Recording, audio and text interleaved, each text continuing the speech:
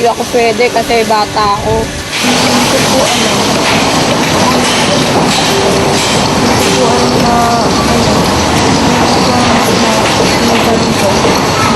Hindi ko naman po ginagawa yun. Pero nang mga panahon ding yo'y nagawa ko ring makapanayam ang isa sa mga magulang ng mga sinagip na babaeng basa. At bagamat totoo raw na may nagaganap na prostitusyon sa baybay dagat ng Naik, ay itinanggi naman itong sangkot ang kanyang anak. Marami doon umaakyat sa bangka tapos kumbaga pang extra binibenta yung kanilang sarili, may 500 kapalit, depende daw sa presyo. Oo. Kasi nakasaksi na po ako niyan eh. Ako talaga mismo ang nakakita po. Meron talaga po. Ako mismo nakakita po. Dahil ako nung sumampa ko sa bangka pong madilim na yun, nakita ko po ang akto. Anong nangyayari? Anong Ano po, ginagawa? inaasawa po nila. Tapos binibigyan po ng isda. Samantala, dahil dito'y nakahanda naman ang Provincial Social Welfare Office ng Cavite na alalayan ang mga menor de edad na babae at pamilya nito para hindi na bumalik sa dating gawain. Hindi ito tama para sa kanila sa Pero murang edad ganun nila. kahirap sila. Maaari po na ganun kahirap. Pero tayo po ay may mga pwedeng magawa na intervention para makatulong po sa mga kabataan ito at sa ako sa kanilang mga magulang. Sa katunayan po tayo po ay may mga programa na balik eskwela. Sa mga magulang ay meron din po tayong mga ibinibigay ng mga libreng iba't ibang skills training at livelihood assistance para magkaroon po sila ng sariling hanap buhay. At upang masigurong tuluyan nang mahihinto ang prostitusyon sa Naik, Cavite, ay tinipo ng Department of Labor and Employment at ng Cavite Provincial Government ang mga residente, partikular ang mangingisda sa lugar, upang ipaalam rito ang mga batas na tumutukoy sa karapatan ng mga kababaihan at ang mga kasong maaari nilang kaharapin sa sandaling ipagpapatuloy ang malalaswang gawain. Samantala, isang oportunidad naman raw para kay Joy ang nangyaring pagsagip sa mga tulad niyang babaeng basa. Magbabago na ako siguro talaga ako. Itutuon ko na lang yung pansin ko. Tsaka maghahanap na ako ng maayos na trabaho para mag-aaral yung anak ko. Huwag bibitiw sa aming susunod na pasabog. Bagong modus operandi na target ang inyong credit cards. Ilalatad na.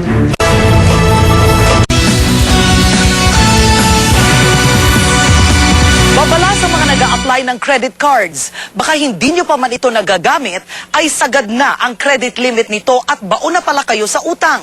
Nadiskubre kasi ng grupo ni kasamang Henry Omaga Diaz na sa post office pa lang, hinaharang na ng sindikato ang mga credit cards na ito, kasabwat ang ilang kartero.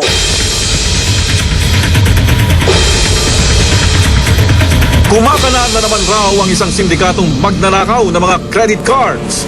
Pero hindi raw ito nangyayari sa malls at restaurants, kundi sa mga sulat sa post office. Ito ang expose na dala sa akin ng hepe ng Intelligence Division ng Philippine Postal Corporation nang makipagkita siya sa akin sa isang tagong lugar sa Quezon City.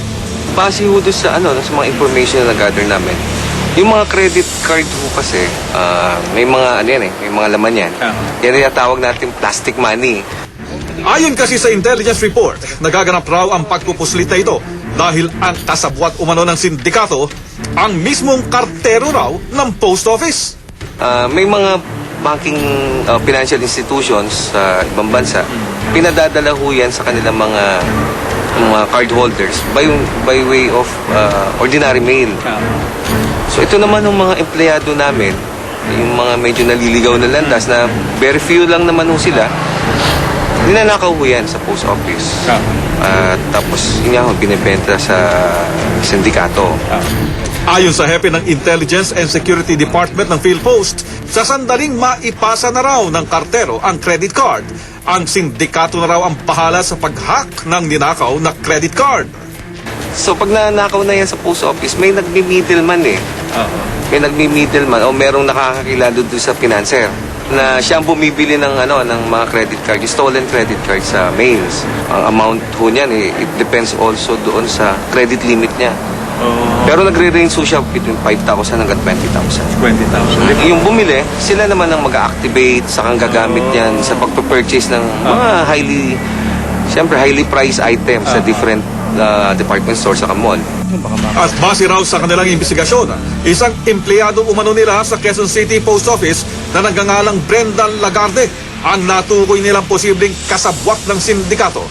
May natanggap pa raw silang tip na nakatakda umanong magpuslit si Lagarde ng credit card mula sa Quezon City Post Office noong araw na iyon, bandang alas 9 ng umaga. Dahil dito, matapos ang pag-uusap namin yon, ay naghanda na ang grupo para sa gagawing operasyon. Para kami bubuntot. Para kami bubuntot, ha? I-block nyo rito. Kukunin natin dito somewhere here. Matapos ang briefing, ay dumiretso na kami sa tanggapan ng Philippine Postal Office sa Quezon City. Do'y pinostihan ng grupo ang rutang posibleng daanan ng pakay na kartero. Habang nag-aantay ang aming grupo, pinasahan kami ng impormasyon tungkol sa isang plaka ng motorsiklo na siyang gagamitin umano ng target naming kartero. Papa Hotel 9396. RS100 Yamaha. Kulay blue, kopya. Maya-maya pa'y nagbigay na ng hudyat ang informante na papalabas na raw ang subject na aming pakay.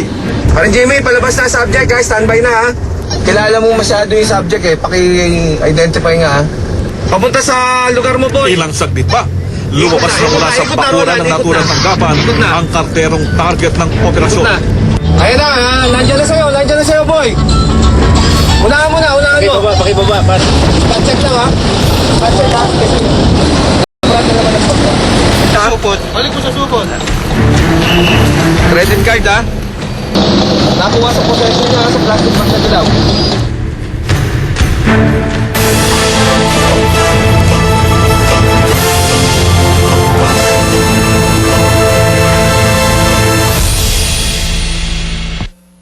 Sabi ni Mom, look your best. Hindi mo alam who you'll run into. Kaya, I use Palmolive. Wala ka pa. Dahil na-corner na nga itong si Brenda Lagarde, agad siyang nagsabi sa mga otoridad na makikipagtulungan na lamang siya para matunto ng di umano'y financier ng sindikato. Sino ang financier nito? Sir, hindi ko po alam ang buong pangalan. Basta tinatawag lang po na Mami. Mami, Opo. sa babae. Opo. So, paano ang operasyon nito? Nagunguha po sila ng gamit yan. Binibili nila sa post office. Hindi na nakakarating sa intended na mga gagamit. Hindi siguro, sir. Pagtatapat nitong si Brenda, ang tinutukoy raw niyang mami ang siya umanong bumibili ng pinupuslit niyang mga credit card. 5,000 piso raw ang nakukuha niya sa bawat credit card na kanyang naipapasa. Paano kinukuha yung credit card?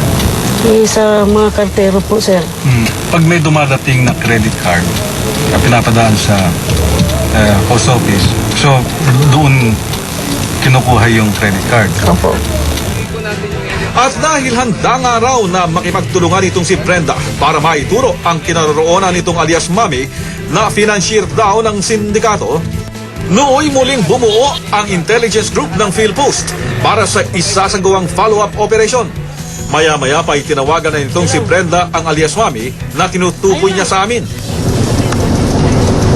Hindi ko alam eh. Punta na lang ako dyan. Napagkasunduan ng dalawa na doon magkita sa isang establishmento sa Quezon Avenue, Quezon City para na rin makuha ni alias Mami ang pambentang credit card galing kay Brenda. Mag-alas 3 ng hapon nang tumulak ang grupo patungo sa napagkasunduang lugar. Pagdating sa target area, agad na pumunta sa ilalim ng overpass itong si Brenda para mag-antay sa taong target ng follow-up operation. Mahigit ilang oras kaming naghintay sa pagdating ng aming subject. Kita kaya nila?